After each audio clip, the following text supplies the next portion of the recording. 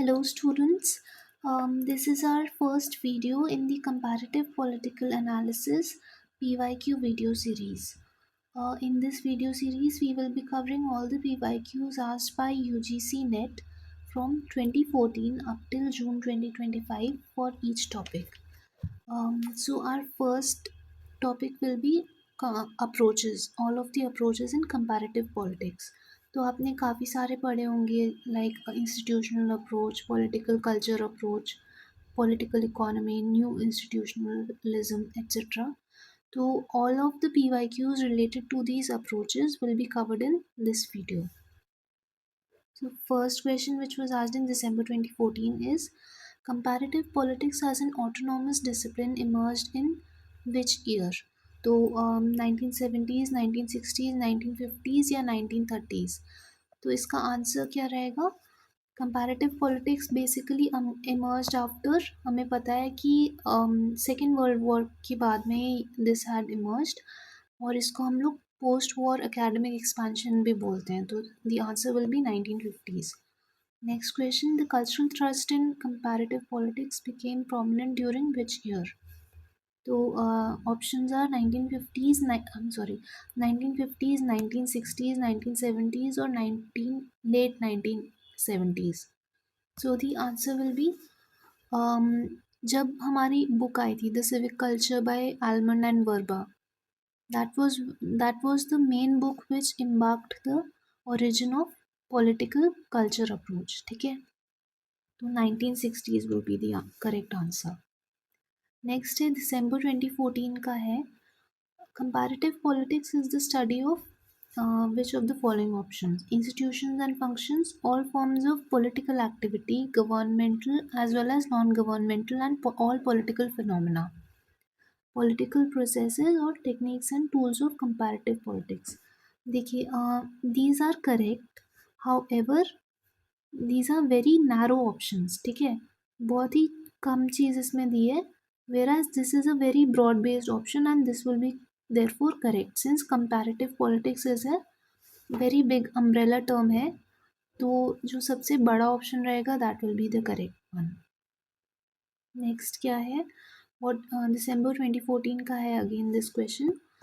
What is the correct sequence in which the following approaches to the study of comparative politics emerged? तो this is a simple question. हमें पता है कि first of all we had the philosophical approach, है ना, तो normative political method, normative method of study और value based analysis, ये सब सबसे पहले यही आया था. ठीक है, उसके बाद में क्या था, बिहेवियरल अप्रोच. तो डेविड ईस्टन का आपको पता होगा, 8 पॉइंट्स गिवन बाय हिम, और this all of this had all of this embarked the origin of the behavioral approach. उसके बाद में अगेन डेविड ईस्टन ने दिया था systems approach to political analysis. ठीक है, और उसके लास्ट में आता है न्यू इंस्टीट्यूशनल अप्रोच. ठीक है, so the correct answer will be the second option. Next क्या है, जून 2015 का है, since mid 1950s the major trends in comparative politics have been in the areas of. तो ठीक है, so the answer will be all of these 1, 2, 3 and 4. System theory was had also developed, culture theory is also developed, development theories भी develop हुए हैं और class theories भी develop हुए हैं आफ्टर 1950s. नेक्स्ट क्या है, ठीक है, जून 2015 का क्वेश्चन क्या है, which of the following statements is not correct? Political culture is a set of basic political attitudes. अच्छा, उसके बाद में है political cultures can not be empirically studied. तो basic set of basic political attitudes is correct. ठीक है, political culture can not, कहीं पे भी ऐसे जो डेफिनेटिव स्टेटमेंट्स आते हैं या एब्सोल्यूट स्टेटमेंट्स आते हैं, जैसे कैन नॉट, ऑलवेज,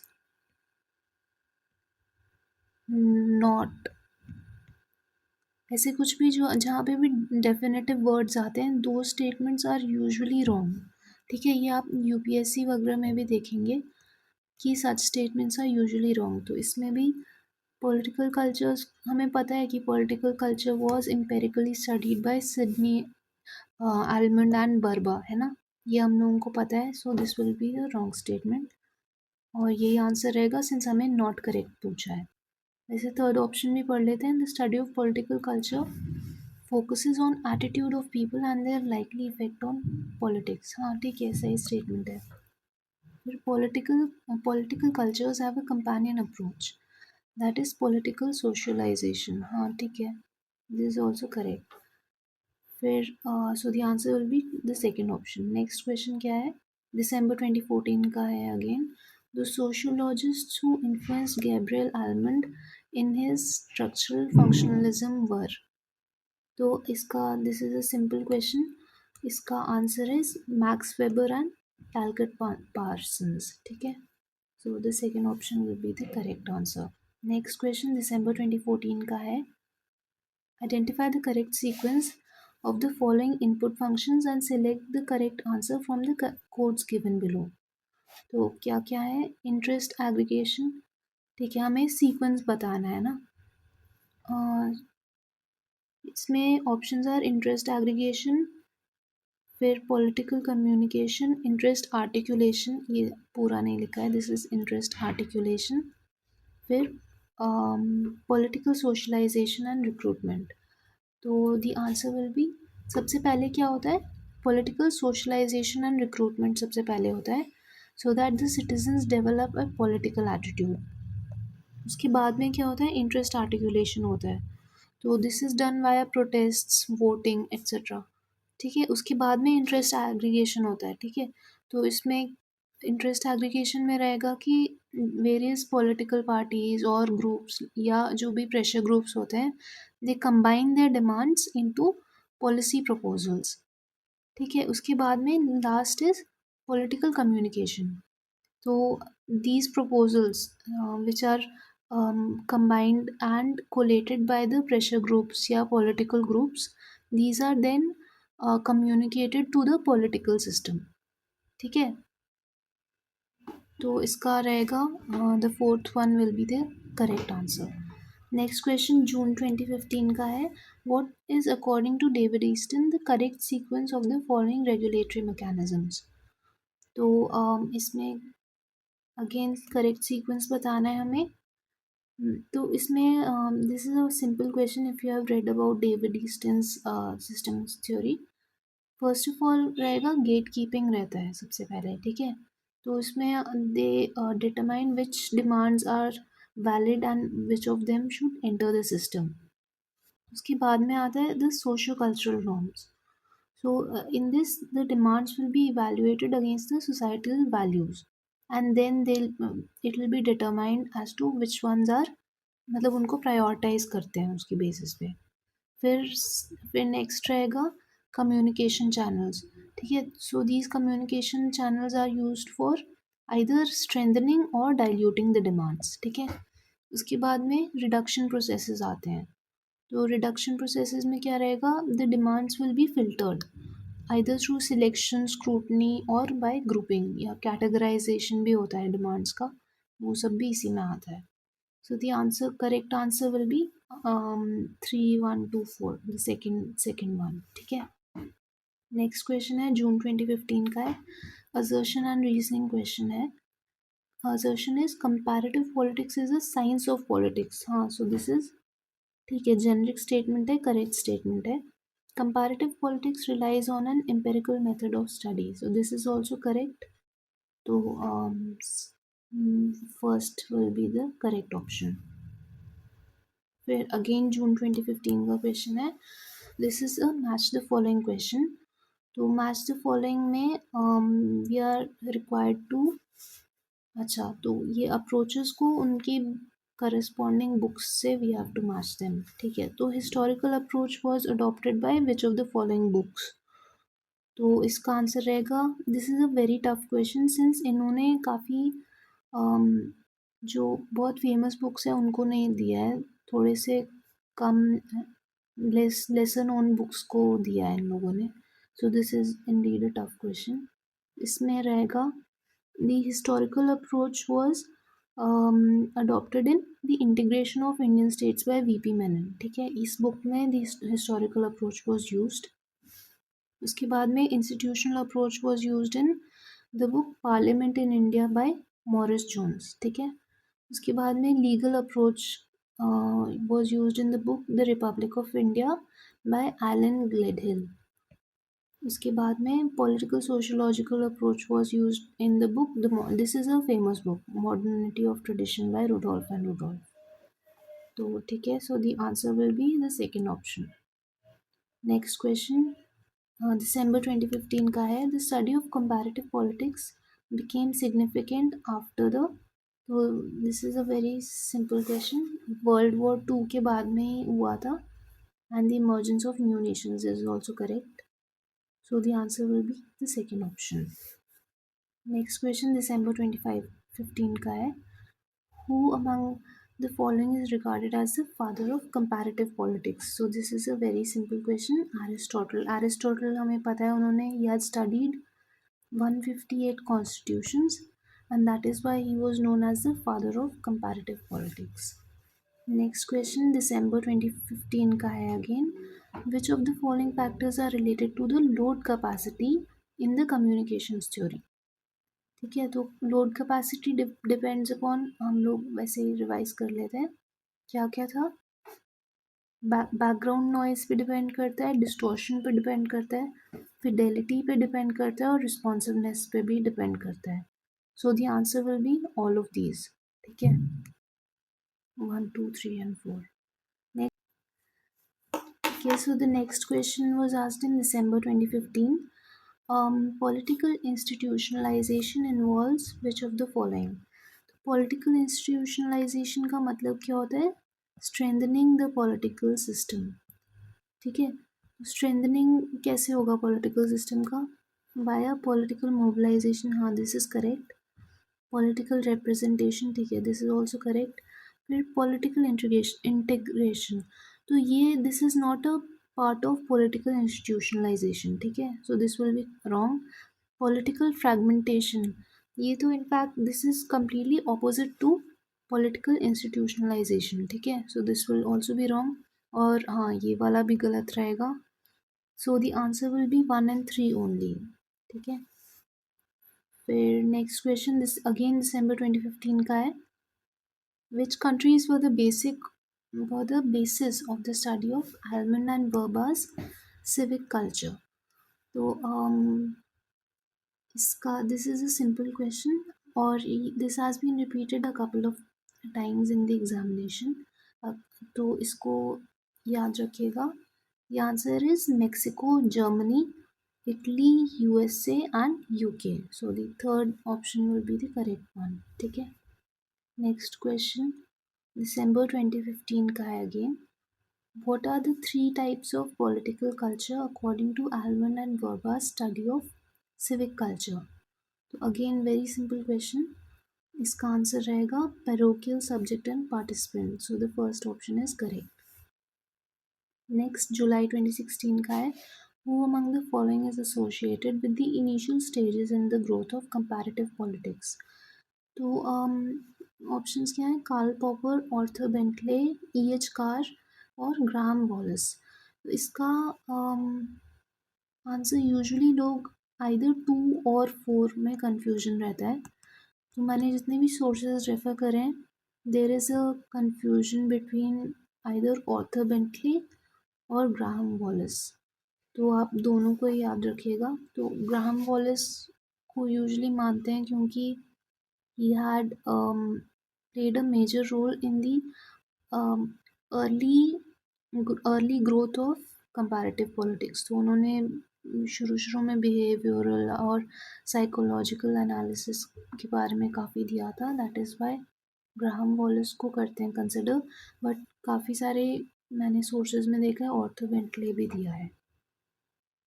नेक्स्ट क्या है? जुलाई 2016 का क्वेश्चन है. Who among the following were associated with the institutional approach? तो इसमें रहेगा कैरियो हंट, नहीं, दिस इज रॉन्ग. फिर Herman Finer is correct. Roy Macridis is also wrong. ये बिहेवियरल रेवोल्यूशन के पार्ट थे. This is he was not a part of the institutional approach. और लास्ट क्या है, कार्ल फ्राइडरिच. हाँ, this is correct. So the answer will be 2 and 4 only. Next question क्या है, जुलाई 2016 का है. Identify the correct sequence of the following input functions. तो we have to find the sequence. इसको मैं आपको टॉपिक ऐसे रिवाइज करा देती हूँ. पहले सबसे पहले क्या होता है, पॉलिटिकल सोशलाइजेशन एंड रिक्रूटमेंट होता है. ठीक है, उसमें क्या पॉलिटिकल वैल्यूज़ वगैरह, people learn the political values either from there surroundings या फैमिली सराउंडिंग, स्कूल एट्सेट्रा. तो सबसे पहले पॉलिटिकल सोशलाइजेशन एंड रिक्रूटमेंट होता है. उसके बाद में इंटरेस्ट आर्टिकुलेशन रहेगा. So individuals and groups start expressing their demands. ठीक है, सो वाया प्रोटेस्ट्स और वोटिंग एट्सेट्रा. तो उसमें आएगा इंटरेस्ट आर्टिकुलेशन. फिर रहेगा थर्ड, क्या रहेगा, इंटरेस्ट एग्रीगेशन. ठीक है, तो इसमें क्या रहेगा, जो भी डिमांड्स हैं they are combined into policy alternatives. ठीक है, so this is primarily done by political parties etcetera. फिर the last one will be political communication. तो इसमें क्या रहेगा, there is a flow of information, और इसमें पूरा फीडबैक लूप वगैरह सब कुछ आ जाता है. ठीक है, so the answer for this question will B ये वाला 2, 4, 3 and 1, the third option. Next question, January 2017 का है. In the year 1960, the application of structural functionalism by Almond and Powell was an application of. अच्छा, तो इसमें हमें पता है कि जो आलमंड एंड पावल का structural functionalism was inspired by David Easton's systems theory. तो ये इनका आंसर रहेगा. ठीक है, Easton's framework of political system, उनका जो सिस्टम्स थ्योरी था उसी से इंस्पायर्ड था ये. ठीक है, नेक्स्ट क्वेश्चन अगेन जनवरी 2017 का है. Economics is value free but political economy originates in the context of the ideological debate of the 18th century. तो ये कमेंट किसने, कोट बेस्ड क्वेश्चन है, these are very common nowadays. तो इसमें बोला क्या है कोर्ट में, इसमें बोला है कि जो इकोनॉमिक्स है, economics as a discipline is value free, but जो पॉलिटिकल इकोनॉमी जो डिसिप्लिन है that is based upon on lot of ideologies. ठीक है, तो कैपिटलिज्म, मार्क्सिज्म, ये सब आइडियोलॉजीज हैं, वो पॉलिटिकल इकोनॉमी का पार्ट है. वेयर एज इकोनॉमिक्स, जो प्योर इकोनॉमिक्स होता है वो वैल्यू फ्री होता है. This statement was made by Joseph Schumpeter. ठीक है, ये आप याद रखिएगा. This might be repeated in the upcoming examinations.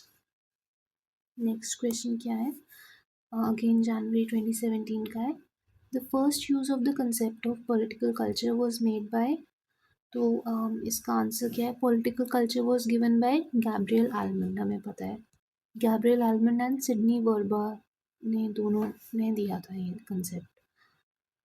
उनकी जो बुक थी द सिविक कल्चर, ये दिस वाज पब्लिश्ड इन 1963. ठीक है, so next question will be जनवरी 2017 का ये अगेन. The progressive comparists in political development do not emphasise on one of the following. Do not emphasise one of the following. अच्छा, तो हमें पता है कि जो प्रोग्रेसिव स्कॉलर्स होते हैं ना, दे बेसिकली वो क्या क्या करते हैं, वो मॉडर्नाइजेशन थ्योरी को क्रिटिक करते हैं. Because according to them the focus should be on under development, dependency और इम्पीरियलिज्म पे होना चाहिए, एंड मॉडर्नाइजेशन को दे यूजुअली क्रिटिक. तो बेस्ड अपॉन दैट इस क्वेश्चन का आंसर क्या रहेगा, ये मॉडर्नाइजेशन रहेगा आंसर. बिकॉज उन्होंने पूछा है do not emphasise on which of the following. ठीक है, तो they do emphasise upon under development, dependency, imperialism, इन सब पे दे एम्फसाइज अपॉन, और मॉडर्नाइजेशन पे नहीं करते हैं. ठीक है, so the answer will be the fourth option. Next question 25 sorry 2017 का ही है, अगेन नवंबर 2017 का है। असर्शन एंड रीजनिंग क्वेश्चन है। According to Weber, comparative politics could be comprehended within the larger framework of culture, which he did by demolishing Marx's theory of economic determinism. हाँ ठीक है, this is a correct statement because max weber ने Karl Marx का economic determinism point out करा था, ठीक है। और उसके बाद में उन्होंने रीज़न क्या दिया है, as without this rejection his theory was totally untenable. तो जैसे मैंने आपको पहले बोला था, कोई भी एब्सोल्यूट वर्ड या एब्सोल्यूट स्टेटमेंट्स पूरे डेफिनेटिव से स्टेटमेंट या वर्ड्स होते हैं, जैसे कि no, do not, always, these are usually wrong. अब आप जो दूसरे एग्जामिनेशंस होते हैं यूपीएससी वगैरह में भी देखेंगे, these statements are usually wrong, so again this will also be wrong, ठीक है। Then we move on to the next question. This was asked in November 2017। Again assertion and reasoning question है। The institutional approach can help in mapping the landscape of politics। हाँ तो अच्छा generic statement है, this is correct. फिर reasoning क्या है, the goal of institutional approach is to reconcile the competing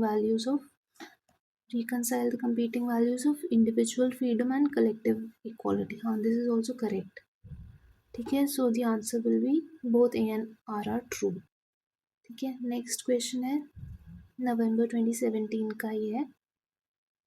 Which century according to David Easton is the age of scientific method?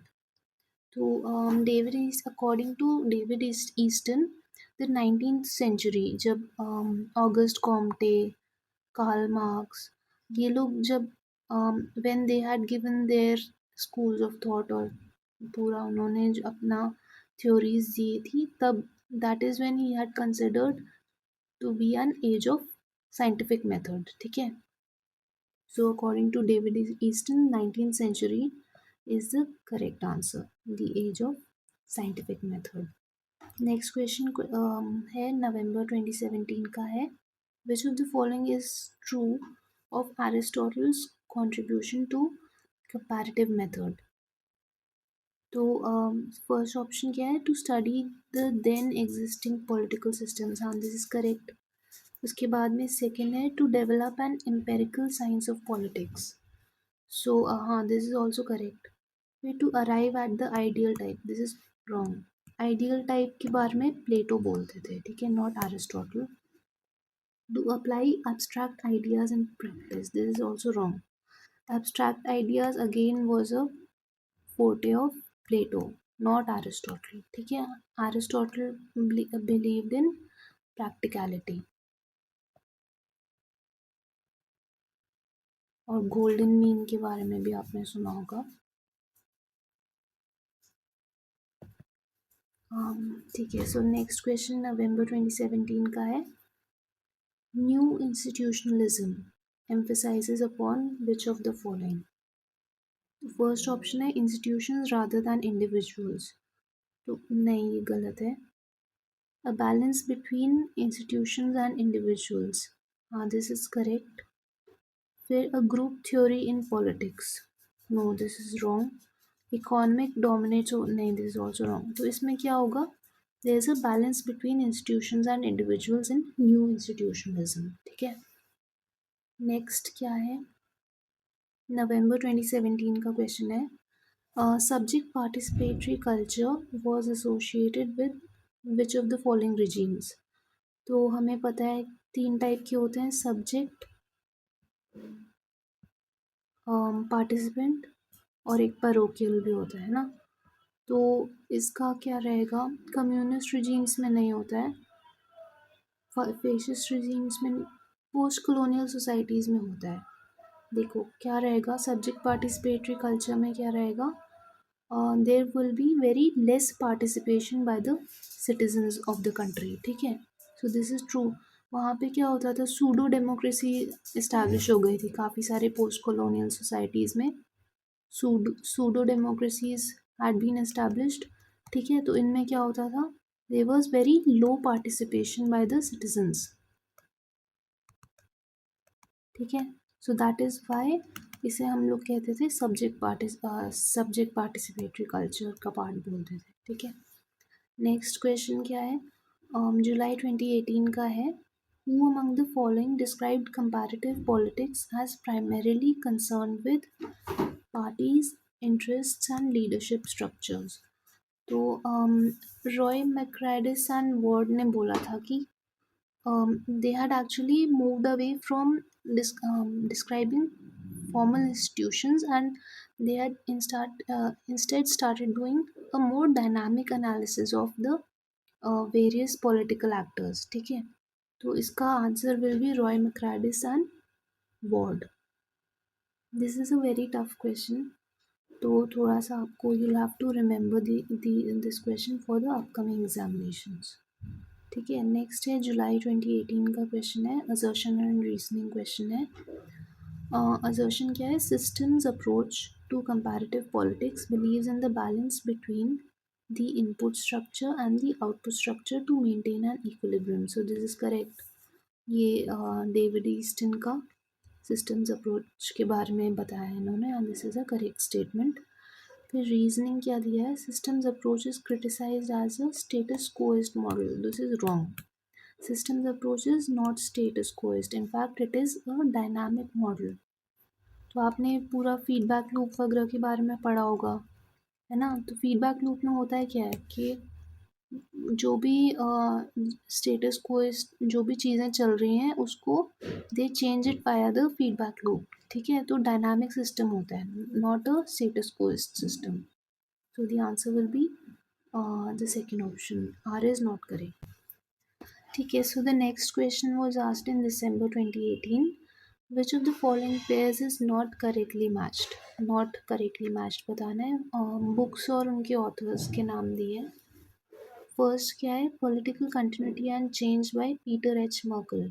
So this is correct, ठीक है। उसके बाद में comparative politics today by S P Huntington, this is wrong. Comparative politics today was instead written by R C Macridis, ठीक है। तो ये वाला सही है, दिस इज रॉन्ग। थर्ड क्या है, the man on horseback, this was written by Samuel Finer, this is correct. उसके बाद में मॉडर्न पॉलिटिकल सिस्टम्स एशिया के, that was also written by R C Macridis, ठीक है। सो दी करेक्ट आंसर, इसमें हमें नॉट करेक्ट बताना है, so the answer will be the second option, ठीक है। नेक्स्ट क्या है, दिसंबर 2018 का क्वेश्चन है, which of the following statements with regard to Almond's characterization of political system are correct। तो इसमें बोला है all political systems have political structures, हाँ तो this is a correct statement. उसके बाद all political systems do not perform the same functions, this is wrong, ठीक है। Because David is sorry Gabriel almond ने बोला था कि most of the political systems have the same universal functions, ठीक है। जैसे यहाँ पे लिखा है, he had argued that all systems do the same universal functions, for example rule making, rule application, ठीक है। तो the second statement will be wrong। Third क्या है, all political systems are not multifunctional, this is also wrong। उसके बाद में all political systems are mixed systems in the cultural sense, हाँ ठीक है, this is a generic statement and this can be true। So the answer is 1 and 4, so the second option will be correct। Next question December 2018 का है, according to Powell any nation's political culture may be mapped at 3 levels, ठीक है। Identify these three levels। तो इसमें हमें पता है कि उन्होंने दिए थे, the first level was policy level, the second was the process level और the third one was the system level, ठीक है। तो on the basis of this the answer will be the third option, this is a simple question. Next है दिसंबर 2018 का है, the primary agents of political socialization are. तो this is again a simple question, इसका answer रहेगा family and school. Primary agents पूछा है ना, तो सबसे पहले फैमिली एंड स्कूल ही रहता है। ठीक है, उसके बाद नेक्स्ट क्वेश्चन क्या है, दिसंबर 2018, which of the following are variables of political culture suggested by S E Finer. तो हम ऐसे ही उनका टाइपोलॉजी या रिवाइज कर लेते हैं। एस ई फाइनर का टाइपोलॉजी ऑफ पॉलिटिकल कल्चर क्या था? उन्होंने बोला था कि there are three types of political culture, one is low, the second one is developed और थर्ड वन इज मच्योर। तो लो में क्या होता है, there is limited consensus on legitimacy, थोड़ा सा पैरोकियल टाइप रहेगा, या localised loyalty will be dominating, तो ये वही रहेगा, सूडो डेमोक्रेसी टाइप रहेगा। और इसको अगेन हम लोग जैसे पोस्ट कॉलोनियल सोसाइटीज़ में यही होता था। उसके बाद में डेवलप्ड पॉलिटिकल कल्चर में वही रहेगा, there is a broader agreement on the rules of the game and more public participation. ठीक है, और फिर mature political culture will be the ones having strong public consensus on institutions, well organized interest groups, बढ़िया civic system will also be nice। तो जैसे Nordic countries में रहता है ना, वो they have mature political culture. Nordic countries जैसे Finland, Sweden etcetera, these have good mature political culture. Next question, sorry, तो इसका आंसर क्या हो जाएगा, fourth option, that will be the correct answer. Next question जून 2019 का है, the fundamental difference between institutionalism and new institutionalism would primarily be located on the principle of। अच्छा, तो इन दोनों में मेन डिफरेंस क्या है ये पूछा है हमको। So the options are deduction, inductions, experimentations या इन्वेस्टिगेशंस। तो द आंसर इज एक्सपेरिमेंटेशंस। हमें पता है कि new institutionalism had come after the behavioural revolution. ठीक है, तो traditional institutionalism was more value based. ठीक है, वेराज थोड़ा डिस्क्रिप्टिव सा था, हिस्टोरिकल अप्रोच ज़्यादा एम्प्लॉय करते थे इसमें। whereas यहाँ पे क्या रहेगा, it was based upon empirical ideas. ठीक है, एम्पेरिकल जो भी रिजल्ट्स आते थे ऑब्जर्वेशन से, उस पर बेस्ड था। नेक्स्ट है जनवरी 2017 का क्वेश्चन है, the assertion that there is no direct connection between the shape of a political culture and the stability of governance। ठीक है, this is a tough question again, this is a quote, थोड़ा quote based question type सी है अगेन। So the answer is Arend Lijphart. Arend Lijphart was the one who had argued that there is a that जो deeply divided societies होती है ना, जिसमें बहुत ज़्यादा कल्चरल फ्रैगमेंटेशन होता है, वो उन सोसाइटीज़ में भी देयर इज़ अ पॉसिबिलिटी कि हम लोग स्टेबिलिटी ऑफ गवर्नेंस ला पाएँ। ठीक है, तो ये एरेंट लिपहार्ड ने बोला था। नेक्स्ट क्वेश्चन अक्टूबर 2020 का है, Robert Merton's concept of political machine in a larger city is associated with which of the following concepts. ठीक है, तो उनका क्या था वैसे, ये political machine in larger city, in a large city का कॉन्सेप्ट बता देते हैं। It was based upon functionalism. ठीक है, तो फंक्शन उसमें वो क्या बोलना चाह रहे थे कि पॉलिटिकल मशीन है कोई भी, वो कौन से एसेंशियल फंक्शंस को सर्व कर देता है किसी भी सोसाइटी के। ठीक है, तो that was the basis of his analysis. वो बस देखना चाह रहे थे कि कोई भी अगर पॉलिटिकल मशीन है, ये कौन से सर्विसेज प्रोवाइड करता है एक सोसाइटी को। ठीक है, सोसाइटी है, उसके कौन से सर्विसेज प्रोवाइड करता है एक political machine. So this was the basis of his analysis. तो इसको हम लोग क्या बोलते हैं, फंक्शनलिज्म बोलते हैं। So the answer will be functionalism. ठीक है, नेक्स्ट क्वेश्चन अक्टूबर 2020 का ही है, consider the following statements regarding political development. This approach is very close to political modernisation. हाँ, ठीक है। फिर David Apter calls political development और developmentalism as another systematic approach to study comparative politics. हाँ, जेनरिक स्टेटमेंट है and it is correct. फिर it implies a progression towards a goal bye means of economic growth. हाँ, progression towards a goal, development जो word है that itself means some form of progression. ठीक है, so this is also correct. It reflects the period of change. ठीक है, ये भी सही है. So the answer will be all of the above. Next question है नवंबर 2021 का है. Which of the following are prerequisites of the comparative method. तो फर्स्ट है conceptual framework as a factor in unit selection. अच्छा, फिर है comparable conceptual issues as a focus of inquiry. फिर definition of the focus of inquiry और theory building. तो comparative method हमें पता है कि बिहेवियरल अप्रोच रेवोल्यूशन के बाद में आया था ये सब. और theory building is not a part of comparative method. ठीक है, this is a result of comparative method, not a prerequisite. ठीक है,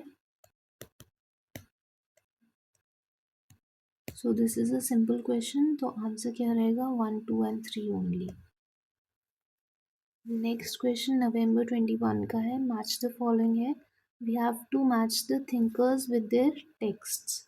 तो सबसे पहले क्या है? लॉर्ड ब्राइस हैड गिवन, उन्होंने ये लिखा था, मॉडर्न डेमोक्रेसीज लिखा था. उसके बाद में ग्राहम वॉलिस ने लिखा था ह्यूमन नेचर इन पॉलिटिक्स. उसके बाद में गैब्रियल आलमंड, उन्होंने लिखा था comparative politics a development approach. और उसके बाद में चार्ल्स ए मेरियम, उन्होंने लिखा था न्यू एस्पेक्ट ऑफ पॉलिटिक्स. ठीक है, so the answer will be the third option. So the next question was asked in November 21. Which of the following are related to Carl Dosch's approach of communication? तो आपको पता है कि Karl Deutsch ने cybernetics approach दिया था. उसको we'll quickly revise that once. उनमें उन्होंने क्या कहा था? He had viewed the political system as an information processing machine that uses feedback to adapt distinct from structure. ठीक है, तो उसमें उन्होंने बेसिकली वही जो पॉलिटिकल सिस्टम था उसको ही had considered as an information processing machine. ठीक है, इंफॉर्मेशन प्रोसेसिंग का machine which often used feedback as a mechanism for changing the system या रेगुलेटिंग द सिस्टम. ठीक है, और ये फीडबैक को वो होम्योस्टेसिस बोलते थे. ठीक है, तो we'll again read the question. Which of the following are related to Carl Dusch's approach of communication? इसको हाँ वो कम्युनिकेशन थ्योरी बोलते थे या साइबरनेटिक्स भी बोलते थे. तो इसका क्या क्या है? Political system is like a machine working on the basis of information. This is correct. In his theory homeostasis instead of equilibrium is used for dynamism. हाँ, दिस इज करेक्ट. होम्योस्टेसिस मतलब वही फीडबैक मैकेनिज्म को बता बोल रहे हैं वो. फिर emphasis is given on structure and functionalism. This is wrong. ठीक है, फिर the output functions are given more importance. This is also wrong. Only the first two statements are correct. ठीक है, so the answer will be the first option. Next question अक्टूबर 22 का है. Arrange chronologically the following books in order of their publication. So this is a very factual question और ये आजकल ये भी काफ़ी बार पूछ लेता है यूजीसी नेट. इसमें you have no other option other than revising and remembering them again and again. ठीक है, तो इसमें I will just tell you the year of publication for each of these books. तो पहले क्या है? Contemporary political analysis by James Charlesworth. ये 1967 में पब्लिश हुई थी. ठीक है, फिर modern political analysis by Robert A Dahl, ये हुई थी 1963 में पब्लिश. उसके बाद में the process of government by A F Bentley, ये 1908 में हुई थी। और A System Analysis of Political Life by David Easton. So this is a famous work by him और ये 1965 में publish हुआ था। उसकी बेसिस पे यू अरेंज देम क्रोनोलॉजिकली। इस क्वेश्चन में शायद ऑप्शंस में कुछ प्रॉब्लम है, सो ये सही ऑप्शंस नहीं दिए हैं शायद इसमें, but this is correct. These I have checked it from the internet itself, तो ये आप लर्न कर लीजिएगा for upcoming examinations. Next question अक्टूबर 22 का है। Which among the following is not a type of orientation in a political culture in Robert Dahl's views. ठीक है, तो रॉबर्ट डाल का जो उन्होंने पॉलिटिकल कल्चर अप्रोच के बारे में बताया था, so he had given 3 types of orientations. ठीक है, first one was problem solving, second one was political system and the third one was collective action.